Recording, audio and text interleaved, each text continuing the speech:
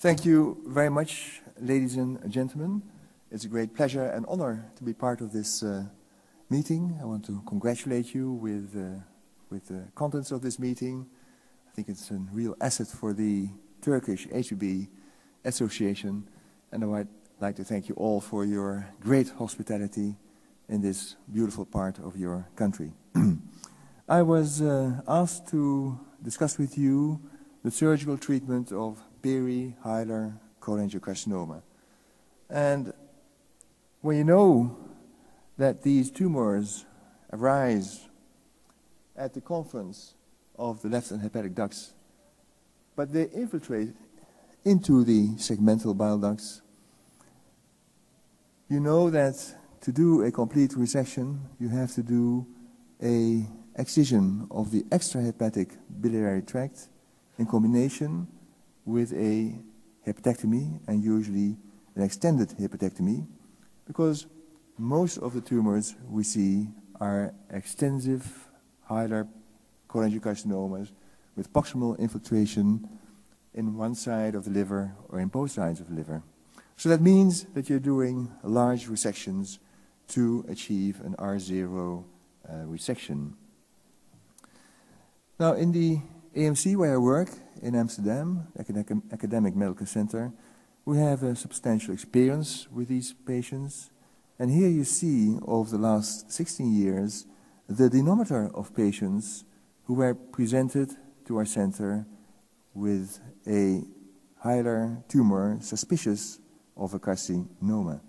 And when you see that there are, in the beginning, 600 patients, initially there are one-third unresectable, but going down the line, in the end, about 200, so one-third of all the patients have a resection. That means that 400 are not resectable, indicating that only a small proportion of these patients are resectable, and the challenge is how to select these patients who might benefit from a resection. You also see that of those 200 patients who had a resection, that 15% had another diagnosis than a carcinoma. So usually those are benign inflammatory conditions. When you look at those patients who had a carcinoma, and you look at their survival, you see that they are doing actually very well. In these patients who had a resection, so of the 670 patients had carcinoma, the 5-year survival in this series is 45%, with a median overall survival of 52.6 months.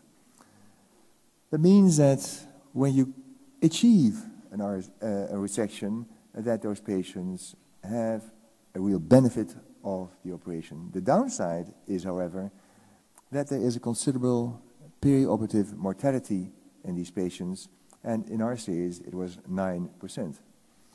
Imagine that if you could reduce the postoperative mortality with 5%, you could add 5% to this 5-year survival, which would reach a 5-year survival of 50%, which is the same as we achieve with resection of colorectal liver metastasis. So the problem is that with these extended complex resections, you lose patients because of postoperative complications. And it's 9% in our centers, but if you look at the series, it is 5 to 18%. And in the Western centers, it is more like 10%. If you look at large centers, London, Paris, and New York, it is all around 10%. Maybe in Japan, it is more like 5%. So we still face a problem with a substantial mortality of these operations. So what is the problem? The mortality is largely determined by post-resectional liver failure. If you have a liver failure after a large resection, the risk of mortality is nearly 90%. So what is the problem with these patients? Is the liver we leave too small? The question is, how much do we need? And then there's a problem of these patients with their obstructed biliary system. So they come in with jaundice and cholangitis. So that calls for the need for preoperative biliary drainage with a question mark, because we don't know actually how important that is. What I like to submit is that all that matters when you do these large resection is the volume of the remnant liver. And that is something I would like to elaborate with you a little further in this presentation. Now, the question is, when you do a liver resection, how much liver is the minimum you can leave? I like this graph because it shows the relation between the quality of the parenchyma. When the quality goes down, you need a larger volume of liver. When you have a normal liver, maybe 20% would be the minimum volume of remnant liver. But when you have a damaged parenchyma, like in cirrhosis, you probably need more than 40%.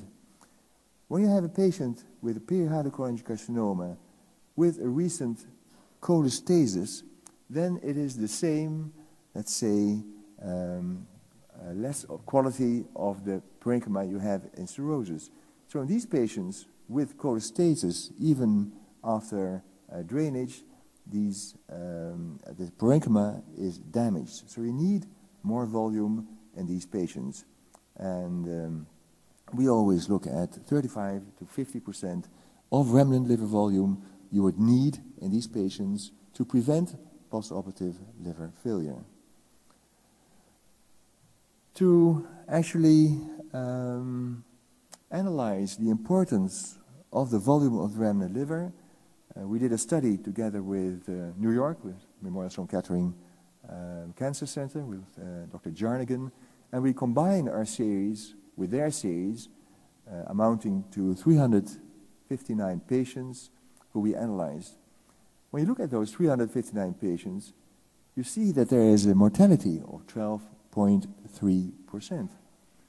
And when you look at what is the relation between mortality and the volume of the remnant liver, you see here that when you divide your remnant livers in three categories: the large remnant liver volume, more than 50%, the small ones, less than 30%, or the intermediate ones, 30 to 50%, you see that when you do left resections, your remnant liver is probably larger than when you do a right resection, because most of the remnant livers are small. See here, less than 30%. When you look at the relation between the volume of the remnant liver and the incidence of liver failure and mortality, you see that when you have a small liver, less than 30%, you have a 45% incidence of liver failure and a nearly 27% of mortality. And when your liver goes up 35 to 50%, or when it's larger than 50%, you see that mortality is about the 10%, which was the average. So that means that the volume of the liver actually dictates the risk of contracting liver failure, and that in these patients, probably 50% is the safe side you would have you would want your liver volume to be. We analyzed, let's say, the risk factors for 90-day mortality, and we assigned points to predictive factors, and these are the predictive factors which came out. It is age, it is preoperative cholangitis, it is a small FRL, it is an incomplete drainage, and it's portal vein reconstruction. And we assigned points to all of these criteria, and you see that age is extremely important. That means that if you have a patient who is 70 years, he or she already has 3 points. With another criteria like portal vein reconstruction or cholangitis, you would add 3 points. And then when you look at the risk regions, you see that that patient of 70 would have 3 to 4 points, which would have a risk of 11% of dying after the operation. When you have a high risk, 5 or 9 points, and many of these patients are old, they have preoperative cholangitis, they have small livers, incomplete drainage portal vein ureter, then they have a risk of mortality of 37%. Imagine you have to explain that to the patients who are sitting in front of you, what their risk is of dying of this operation. Now the question then is how important it is to drain the biliary tract preoperatively. And there's a lot of discussion among surgeons about the need for preoperative biliary drainage for distal bile duct carcinoma or for Hiler cholangiocarcinoma. But for Hiler carcinoma, the point is that you know that you need a decompressed biliary system for the liver to regenerate. You need that for function postoperatively and for regeneration. We also know that biliary drainage has adverse effects. It introduces infection, it induces cholangitis because of the bile duct instrumentation, and when you balance it, the skills to drain probably are in the favor of drainage in spite of the complications you would have. So in patients, especially when there is a small liver, you need to drain the liver. The relation between volume and drainage we also analyzed in the same series, and we look at those patients with a safe volume of the liver, more than 50%, and you look at those coming in with jaundice and no jaundice, those with no jaundice and no cholangitis, they had a 0% mortality. If you come in with jaundice and you have a large liver and you have no drainage, your mortality is 0%. When you come in with jaundice and you are drained and there is no cholangitis, then it is 7.7%, which is higher. But if you have cholangitis and you need your decompression, your mortality is 20%. So it just does show that there is a relation between the volume of the liver and the need for preoperative biliary drainage. So I would say, if you have a large liver, you don't need to do a preoperative biliary drainage of the side of the liver you want to preserve. So when you have a patient in which you calculate that your future remnant liver is too small, what are the ways to go? You can either upsize the future remnant liver by portal vein embolization, you can downsize the extent of the resection by doing parenchyma sparing techniques, or you can choose for an ALPS procedure. I'm not going to go further into ALPS procedure. I think for this indication, in the registry, there was a large mortality, and up to now, I don't think it is appropriate to do an ALPS procedure in patients with a peri-Hiler carcinoma because of already a high-risk operation combined with a risk operation as ALPS is more than a standard resection. Now, we also know that many of those patients already present with some kind of portal vein occlusion. Like in this patient, as you see, a tremendous hypertrophy of the left liver and an atrophy of the right liver segments. That was spontaneous because of tumor occlusion infiltration into the right portal vein, and also because of the long-standing biliary obstruction on that side of the liver. The combination of portal vein occlusion and biliary obstruction gives a tremendous hypertrophy response on the contralateral side and an atrophy of the side you want to resect. And that is, of course, something we can take advantage of when you plan resections. What are the issues in portal vein embolization? When you look at the Japanese series, the results are better, and maybe that is because they apply portal vein embolization much more liberal than we do in the Western centers. In our series with New York, we only had 2 to 6% portal vein embolizations, and in the Japanese series, it's nearly 60%. There's a discussion. If you want to do a complete drainage of the biliary system, if that is mandatory for a portal vein embolization or only the side of the future remnant liver, we only do a drainage of the side of the liver you want to drain, because I think if you have a biliary obstruction with portal vein embolization, your hypertrophy response is even enhanced.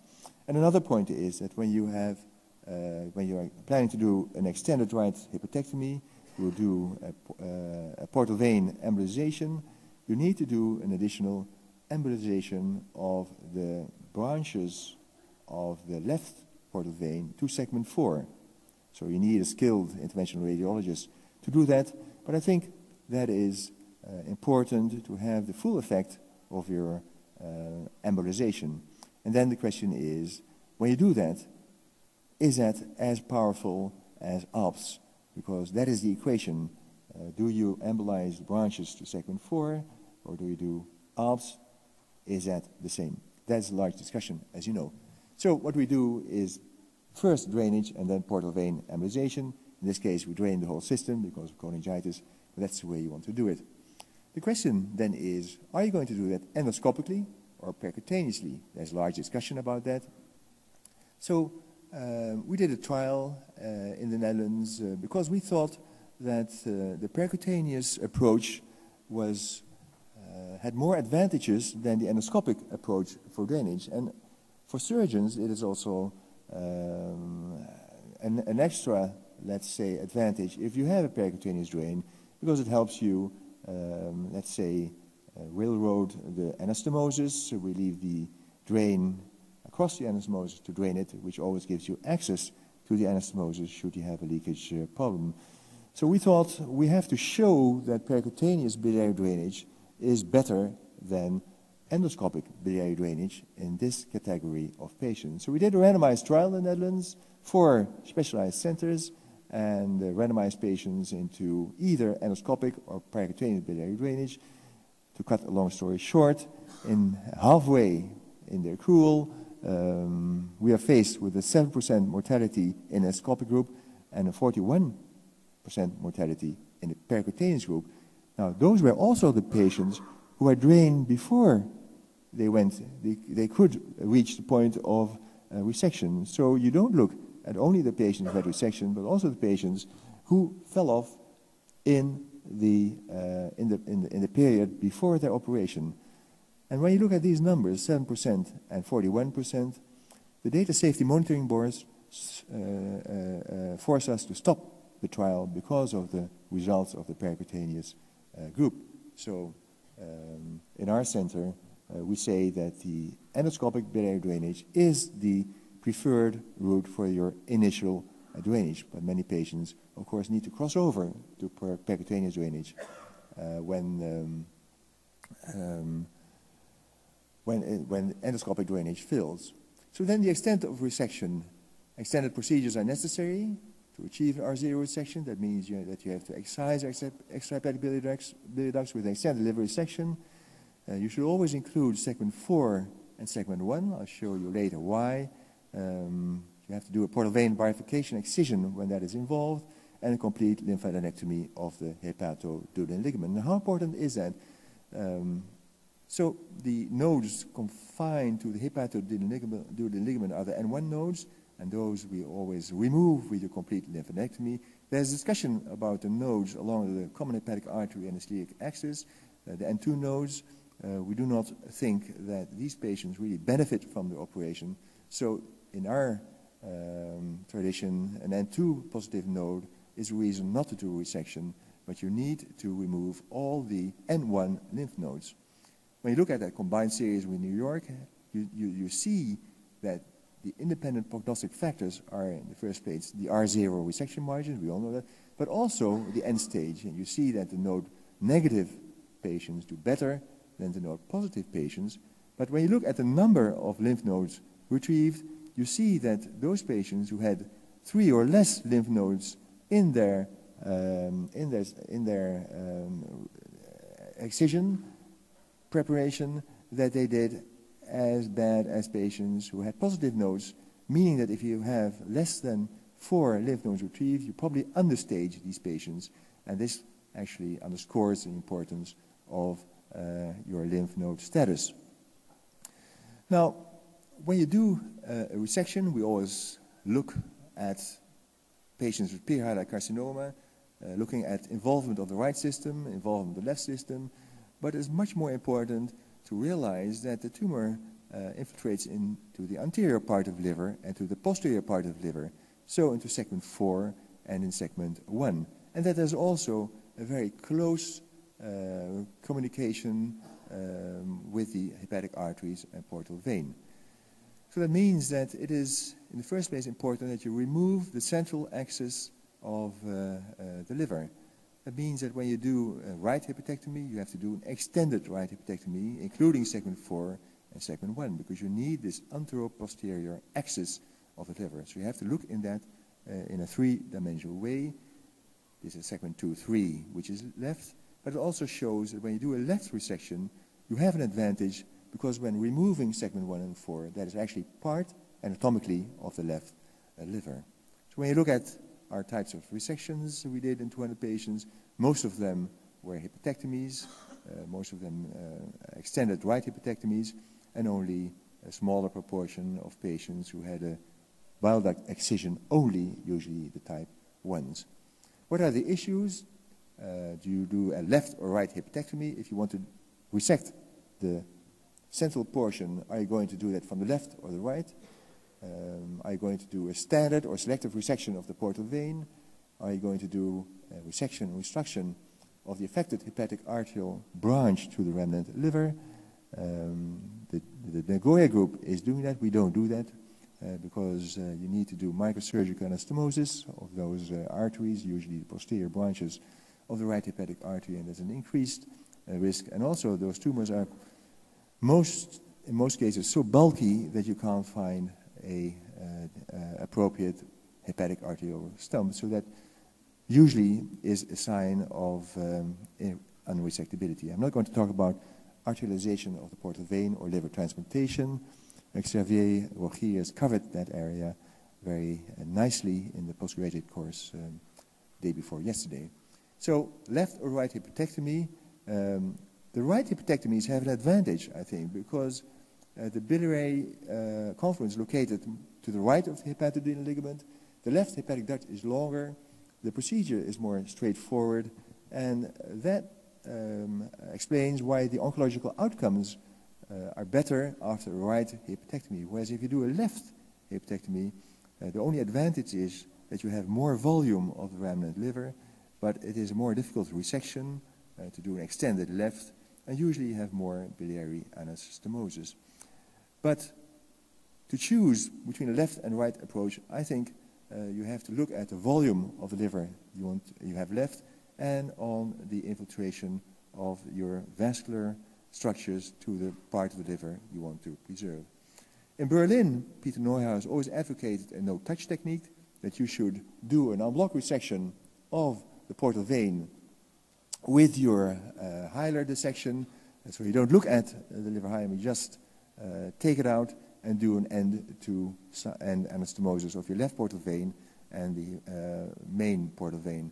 That is something that has been discussed, if that is really necessary. We actually do not favor that policy. Nowadays, with your imaging techniques, which are so good, you can see if there's portal vein infiltration, and then you would do, let's say, this en bloc resection.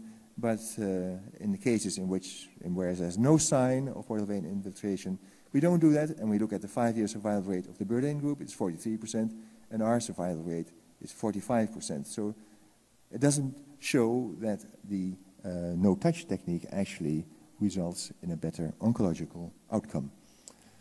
Now, finally, a word about modifying the extent of the resection. I think that when you do an extended right hemihepatectomy, you can leave parts of segment 4, 4A. You can do a central liver section and leave parts of segment 2, 3, and 6, 7, or a modified extended left, leaving part of segment 8. And that all depends on the Hiler anatomy of your bile ducts. For instance, in this patient with Kletskin 3A, with infiltration into the segmental duct to segment 4, you can easily do a right resection, preserving part of segment 4. So removing segment 4B, but leaving segment 4A and doing the anastomosis on the segment 4 bile duct, like in this case with the segment 4 and segment 2, 3 bile ducts, which you can do your anastomosis with, which saves a considerable part of segment 4. And when you have a critical volume, that might be just enough. And this is a patient with a central liver resection, in which you would leave 2 and 3, and segments 6 and 7, and obviously these are the more complicated resections you would do.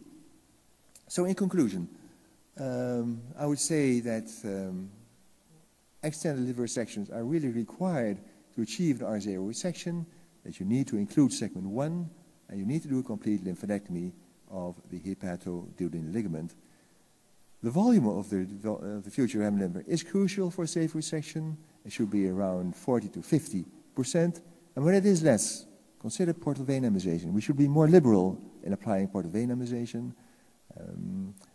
Preoperative biliary drainage is advised when you have a small liver or remnant, or when there is cholangitis. And actually, it is mandatory, of course, if you have cholangitis. And then, if you have the choice of percutaneous or endoscopic, we would choose the endoscopic approach. Selective portal vein resection is, I think, a sensible way of handling that, only when the portal vein bifurcation is involved, so not as a standard procedure. And you can always consider, as an alternative to portal vein embolization, a parenchyma sparing technique to spare as much liver as possible. Thank you very much.